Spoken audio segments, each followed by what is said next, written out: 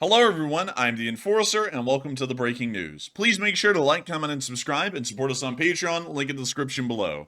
Today's breaking news is that in the area of the Kerch Strait, the final and last railroad ferry to be operating across the entirety of the area has been destroyed in a major oil fire, leaving the Kerch Bridge to be the only remaining logistical route that can be used crossing from the mainland of Russia and into the Crimean Peninsula. This is a major development. This is probably one of the largest developments that we've seen so far in the Kerch Strait over the entirety of the war, as a while ago, 3 out of the 4 railway ferries that were being used across the Kerch Strait have been knocked out simultaneously by ATACMS missiles that have been fired into the area, hitting their 3 targets successfully and leaving a singular railroad ferry to carry on the struggle of providing a logistical connection for the mainland of Russia to the rest of the Crimean Peninsula. And that connection ended today. Here is the ferry that was in the harbor of Kavkaz before the attack. We can actually see right here that it is laden with oil-filled railway cars. Cars carrying fuel, vital to the operation of the Russian Ministry of Defense, and not only that, the civilians living within the Crimean Peninsula. We hear a little cough right there.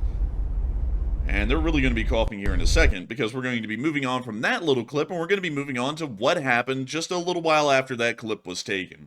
The ferry was hit. We don't know by what exactly, but we can see the ferry right over there, and it is insanely on fire. This is actually the Conroe Trader. From what we understand, it was the only ferry left that had not been stricken, damaged, or sank at its mooring during the ATACMS missile attacks of a while ago. It's the only one that's been able to transport fuel and other kinds of vital supplies and equipment from inside of the Russian mainland into the Kerch Strait. Everything else has had to been relocated either to the land bridge inside of Ukraine itself within the occupied territories, or it had to be moved over the Kerch Bridge, and specifically the railway segment of that bridge. This ship was burning horrifically, and from what we can tell, the fires have burned so heavily that the hull has buckled within the area where the fire started, and the ship is now sinking quite rapidly.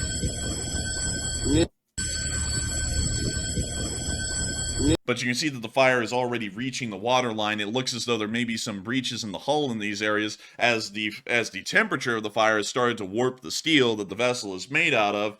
And it seems as though things are not going to be going all too well, at least within this area, for the Russians logistically going on forward. We were also able to see the fire from the other side of the Kerch Strait. You can actually see it right here. This is from the city of Kerch on the highway leading to the Kerch Bridge.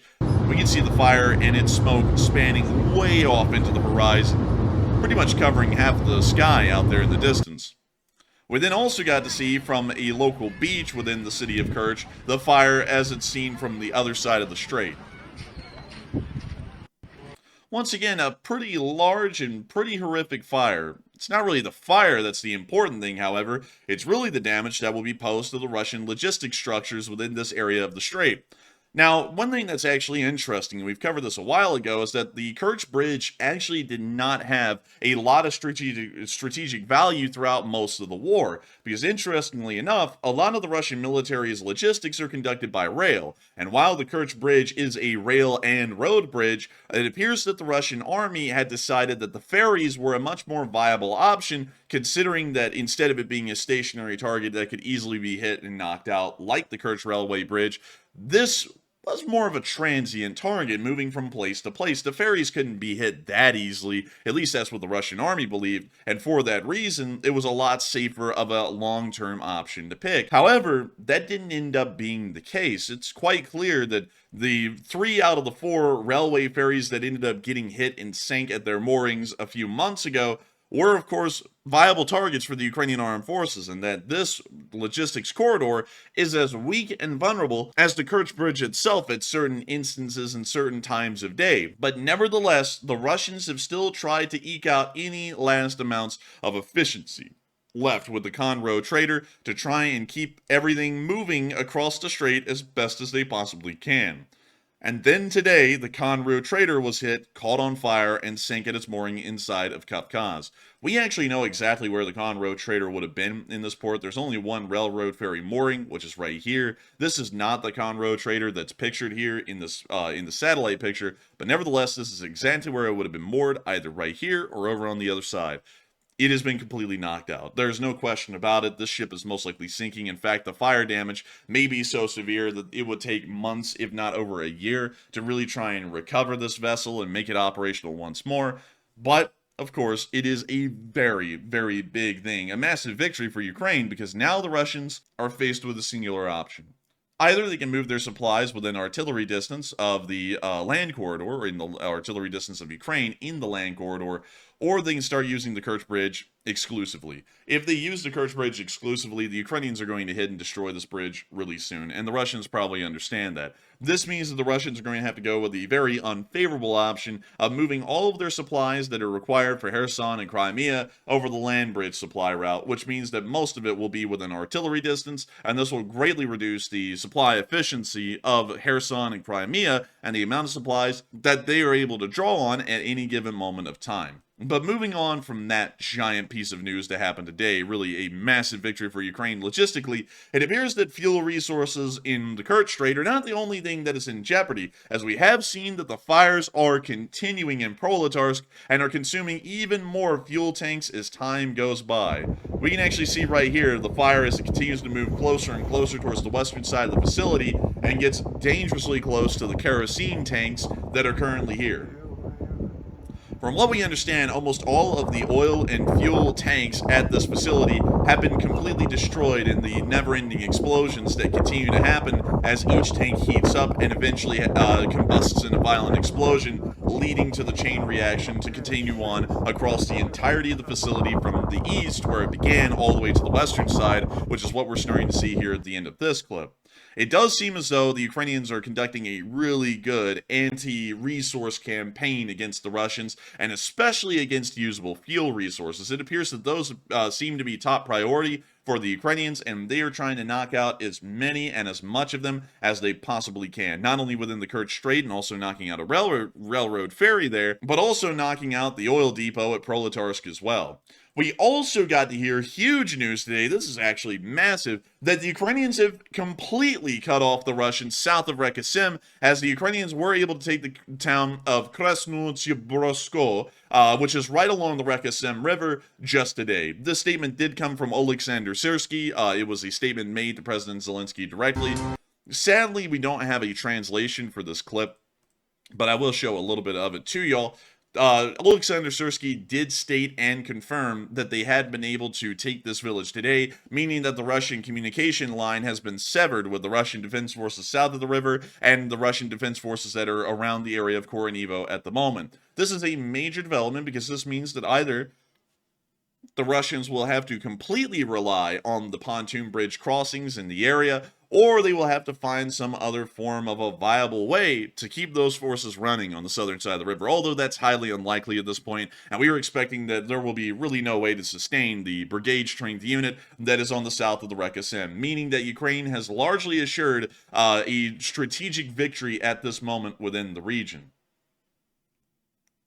Moving on from that little bit of news, sadly we don't have a translation once again, but we were able to hear some other major news coming from inside of Kharkiv, as the 3rd Brigade has announced a major offensive that has begun within the area. We can actually see the telegram post right here stating that they will be conducting an offensive operation within the Kharkiv Oblast, which is fairly new. We don't actually know where this offensive has begun at the moment. There are two possible places, either near Drovchina over here in the eastern area of the Oblast, or within the north around Vovchansk. Either offensive would be achieving a pretty decent goal of reclaiming territory and once again bringing the entirety of Kharkiv under Ukrainian control, but we don't really know exactly where this offensive has started at the moment and where it's going to end up going. But still, a very big piece of news to hear, and we'll be waiting to see how this develops. Moving on from that, we also got to hear that inside of the Russian Federation, not that far away from Volgograd, another hero city a lot like Kursk, because Volgograd was once the infamous city of Stalingrad, where the deadliest battle in human history unfolded. But right outside of that, and in the area of Oktyabrysky, or really Marovka, which is the airfield that this village is named after,